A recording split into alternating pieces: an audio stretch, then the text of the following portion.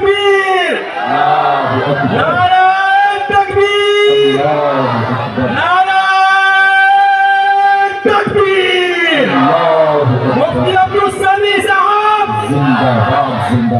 اب آپ کہہ رہے ہوں گے کہ آج ہوا کیا ہے اسٹیج پر یہ اسٹیج کہیں کس کا اسٹیج ہو گیا یہاں اللہ اکبر کیوں کہا جا رہا ہے میں نے شروعات اسی بات سے کی تھی کہ اللہ تبارک و تعالیٰ نے کل کائنات کو بتانے کے لیے کہ اکبر میں ہوں بڑا میں ہوں اس لیے میری ہی بڑائی ہے لہذا ابلیس نے اپنی بڑائی جتائی راندہ درگاہ ہوا جہنم کا ایندھن بنا رب کا دشمن بنا اور اللہ تبارک و تعالیٰ نے اہل ایمان کو کہا محمد رسول اللہ کے دیوانوں کو کہا تمہاری آئیڈینٹی اور پہچان یہ ہے کہ تم جب عبادت کی طرف کسی کو بلاؤ گے تو اپنی قوم کے نام سے نہیں بلاؤ گے آگ جلا کر نہیں بلاؤ گے ڈھول بجا کر نہیں بلاؤ گے تم ناقوس بجا کر نہیں بلاؤ گے اور جب تم بلاؤ گے تو تمہارا مؤذن وہ مؤذن کھڑے ہو کر مسجد کی مینار سے کہے گا اللہ اکبر اللہ سب سے بڑا ہے دوسری مرتبہ پھر کہے گا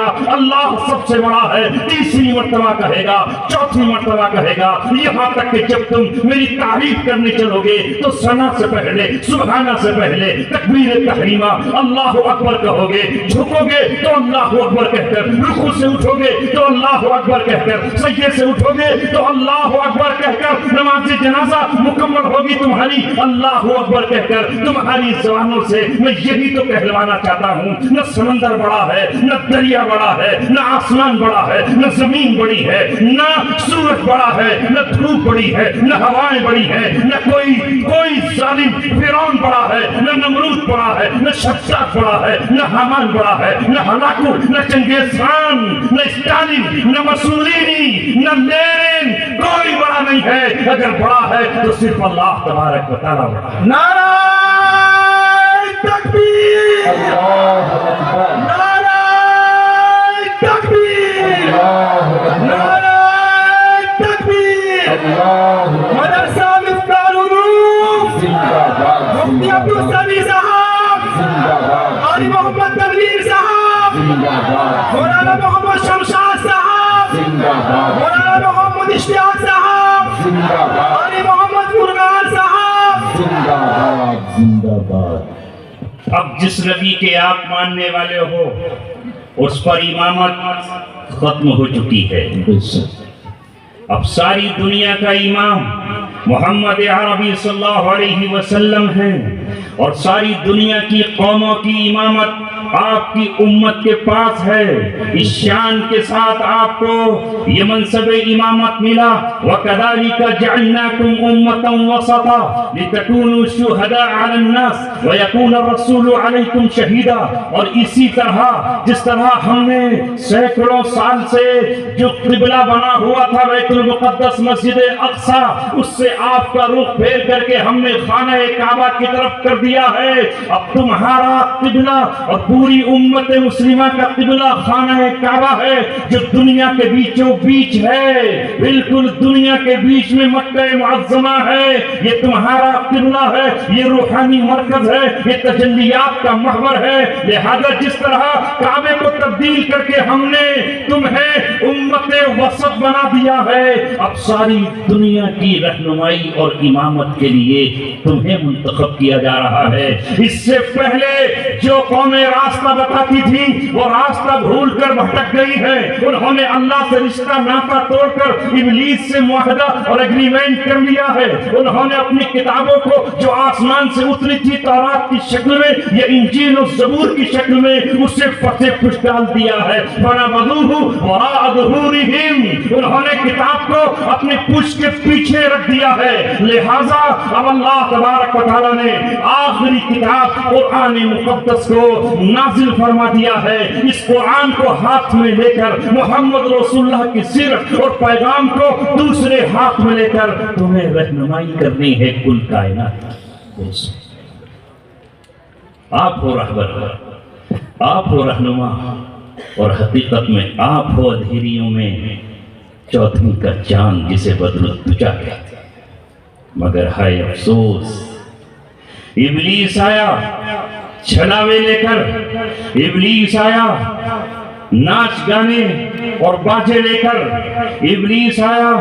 दुनिया की हसीन खूबसूरत लड़कियां और दुनिया की परवीन और तितलियां लेकर हम भी उलझ गए पिछली कौमों की तरह, और हम भूल गए कि हमारा मकाम क्या है, हमारा मनसब क्या है, और अल्लाह ने हमें किस लिए भेजा था। इसी के लिए जरूरत है आपको कुरान मुक़द्दस से जुड़ जाने की, मोहम्मद रसूलुल्लाह की हदीसों से जुड़ जाने की। इसी के लिए जरूरत है आपको 1400 बरस पीछे चले जाने की। दुनिया कहाँ जा रही है तुम इस पर मत जाओ। मैं जब 2 बजे घर से चला हूँ तो मेरी मंजिल आपका गांव रसूलपुर था, वो मैंने अपने मोबाइल पर लगाया हुआ है, ड्राइवर को बोला हुआ है दुनिया कहीं जाए, कोई बागपत जाता है तो जाए, कोई कैराना जाता है तो जाए, कोई शामली जाता है तो जाए। आज हमारी मंजिल सहारनपुर है, सहारनपुर का एक गांव रसूलपुर है, हमें वहीं पहुंचना है। अगर दुनिया उधर जा रही हो तो जाओ, हमें इसकी कोई परवाह नहीं। रहनुमाई अगर न मिली तो कारी ताहिर मौजूद है, तनवीर साहब मौजूद है, इनसे हम नूर लेंगे, इनसे रोशनियां लेंगे। मंजिल हमारी ये है। लिहाजा ऐ मुसलमान तेरा किबला अमेरिका नहीं है, तेरा किबला बर्मिंघम और लंदन नहीं है, तेरा किबला शाम और फ्रांस नहीं है, तेरा किबला शंघाई चाइना नहीं है, तेरा किबला मक्का मुअज़्ज़मा है। और वहां से कुछ मील के फासले पर रूहानियत, मोहब्बत, इश्क, अता, प्यार, कुर्बानी, नजर नियाज के लिए रसूल करीम सल्लल्लाहु अलैहि वसल्लम की ज़ात अक़दस। नारा तकबीर, अल्लाहु अकबर, नारा तकबीर, अल्लाहु अकबर। ये अब्दुल समी साहब जिंदाबाद, हाजी जिंदाबाद, मोहम्मद ताहिर साहब। जिंदाबाद, जिंदाबाद। तहजीब उन्हीं से लो, अल्लाह, जब मजहब उनसे लिया है तो मजहब ही से तो तहजीब, और तहजीब ही से तो मजहब बना है। जब कहते हो कि मजहब हमारा इस्लाम है तो तहजीब भी तो हमारी इस्लामी हो। फिर कल्चर कौन सा हो? वो 1400 बरस पहला मदीने का कल्चर होना चाहिए। वो किस तरह कह रहे हैं खाने को, वैसे ही हमें खाना चाहिए। 1400 बरस पहले उन्होंने जिन चीजों को हराम कह दिया है वो कयामत तक हराम रहेंगी।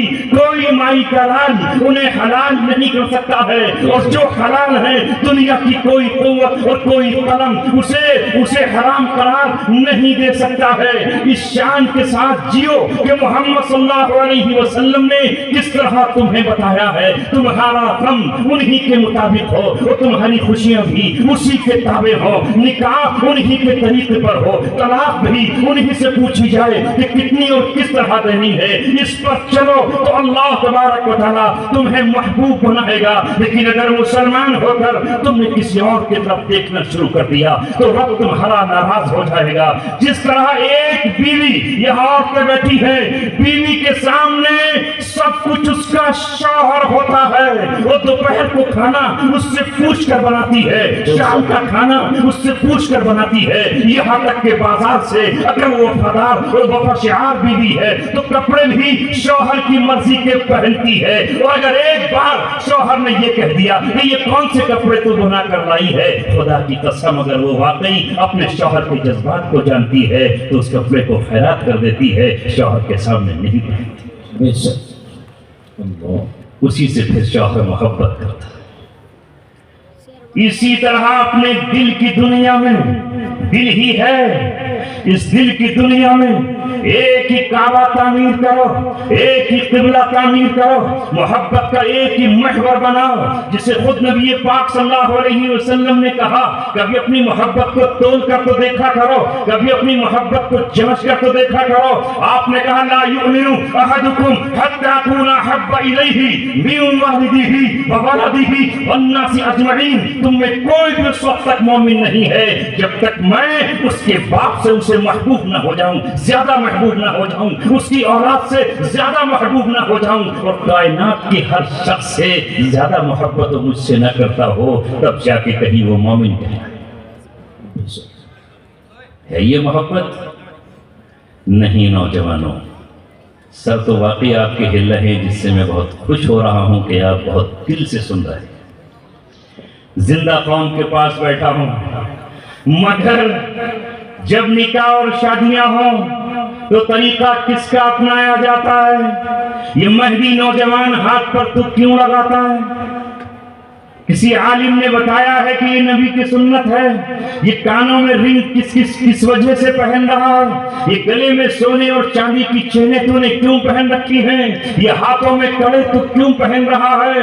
یہ ناچ گانے کا اہتمام تو کیوں کر رہا ہے؟ یہ پھلجھڑیاں اور پٹاخے اور یہ آتش بازی تو کس کی سنت کی بنیاد پہ ادا کر رہا ہے؟ ذرا بتا تو صحیح نوجوان، تو اس نکاح کو وینکٹ ہالوں میں کر رہا ہے، مسجد میں کیوں نہیں کرتا جہاں مسجد میں نکاح کرنا سنت ہے؟ پتہ یہ چلا کہ لے گئے تسلیس کے فرزند میراث سے خلیل۔ علامہ اقبال نے اس وقت یہ بات کہی، اس وقت کہی تھی بات 100 سال پہلے۔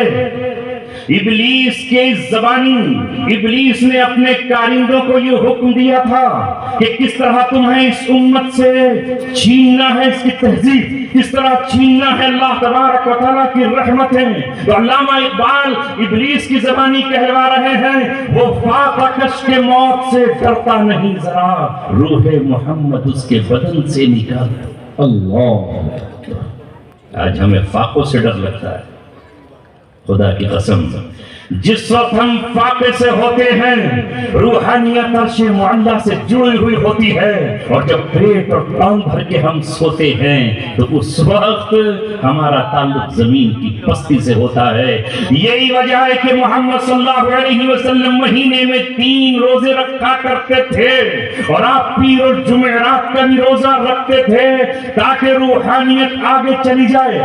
آپ صوم وصال بھی رکھتے تھے، مگر ہمیں تو 30 دن کے روزے ہی بہت ہی مشکل پڑ رہے ہیں۔ 30 دن روزے ہم نہیں رکھتے، تو فاقوں سے مت ڈرو، وہ فاقہ کش کے موت سے ڈرتا نہیں، ذرا روح محمد اس کے بدن سے نکال دو۔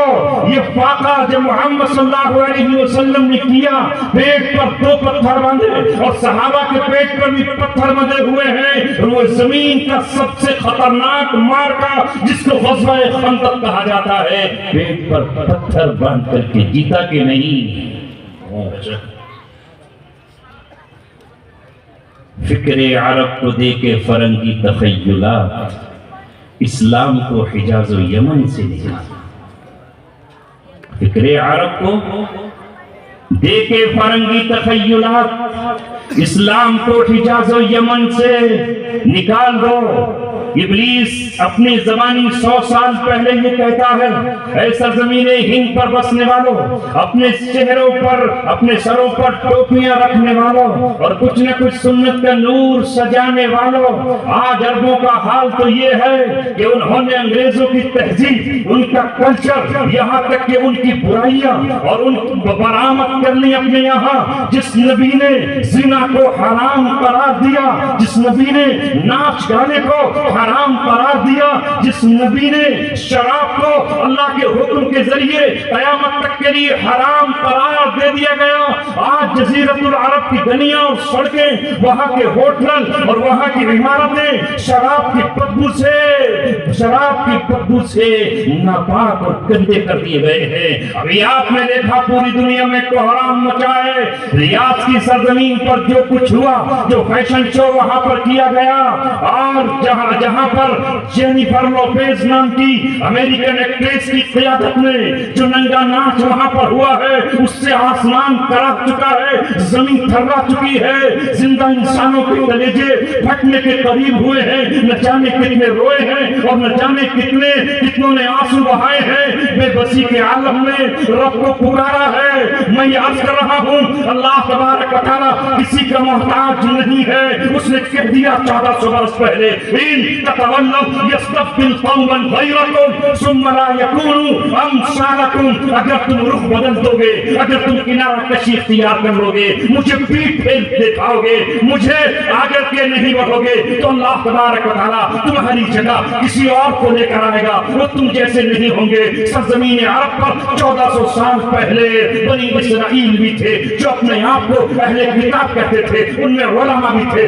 ان میں فقہا بھی تھے، ان میں شاعر بھی تھے، ان میں تاجر بھی تھے اور ان میں نواب بھی تھے. اللہ اپنے آپ کو اہل کتاب کہتے تھے مگر محمد صلی اللہ علیہ وسلم کی چوکھٹ پہ سر نہیں جھکایا. تو اللہ تبارک و تعالیٰ خون پینے والی قوم کو، اللہ تبارک و تعالیٰ شراب کے جام چھلکانے والی قوم کو، اللہ تبارک و تعالیٰ خانہ کعبہ میں 360 بتوں کو رکھنے والی قوم کو، اللہ تبارک و تعالیٰ نے بے پردہ پھرنے والی عورتوں کو، اللہ تبارک و تعالیٰ نے قتل عام کرنے والوں کا انتخاب کیا اور وہ قرآن کے پہلے پڑھنے والے بنے صحابہ رضی اللہ عنہ. نعرہ تکبیر، نعرہ تکبیر، اللہ نعرہ تکبیر. اللہ مدرسہ مفتاح العلوم، زندہ باد قاری محمد تنویر صاحب، زندہ باد قاری محمد سعید صاحب، زندہ باد مفتی عبدالسمیع صاحب. زندہ باد زندہ باد.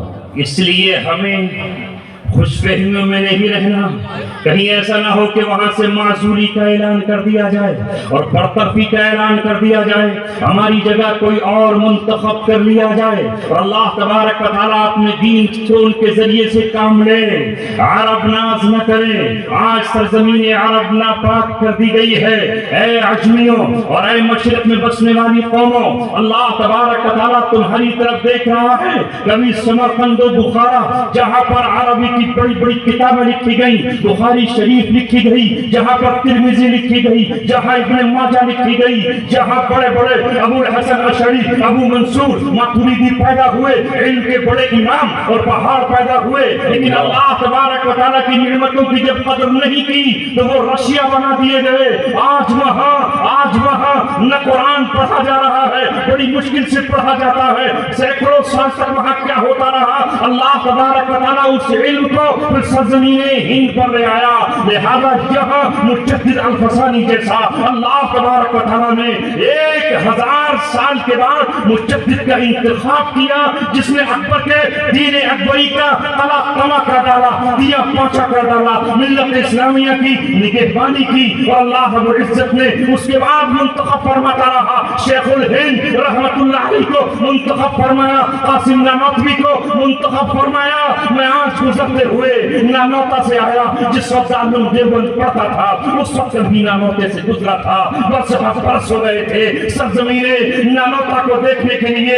اہل رسول پور تمہارا شکریہ، تمہیں مبارکباد پیش کرتا ہوں کہ تم نے میری روح کو پھر سے قرار دیا ہے. ووٹ گنگو کا پڑا تو رشید احمد گنگو ہی یاد آ گیا. یہاں آیا ہوں سہارنپور میں تو مظاہر علوم کی یادیں خلیل احمد سہارنپوری تازہ ہو چکی ہے. اسعد اللہ رحمت اللہ علیہ کی یادیں تازہ ہو چکی ہے. جب اس ہندوستان میں انگریز یہ اعلان کر رہا تھا کہ جہاں سورج ڈوبتا ہے وہاں بھی ہماری حکومت ہے، جہاں غروب ہوتا ہے وہاں بھی ہماری حکومت ہے. ہم تمہارے بچوں کے سینوں سے ایمان کو کھرچ کر پھینک دیں گے، تمہاری پیشانیوں پر ہم صلیب اور گراف کے نشان بنا کر رہیں گے. اس وقت مرتے قلندر قاسم نانوتوی، رشید احمد گنگوہی، حافظ جامع شہید اور حاجی امداد اللہ مہاجر مکی اٹھے اور اٹھ کر یہ کہا یہ نہ مٹ جائے گا ایران کے مٹ جانے سے، نشے میں کو تعلق نہیں پیمانے سے. نعرہ تکبیر.